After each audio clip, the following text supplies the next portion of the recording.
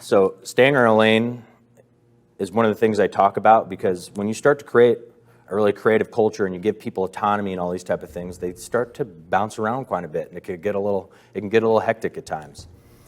So one of the big things that we focus on is, this is your portion of the process. This is what I'm here for. This is what you're here for. This is what you're here for.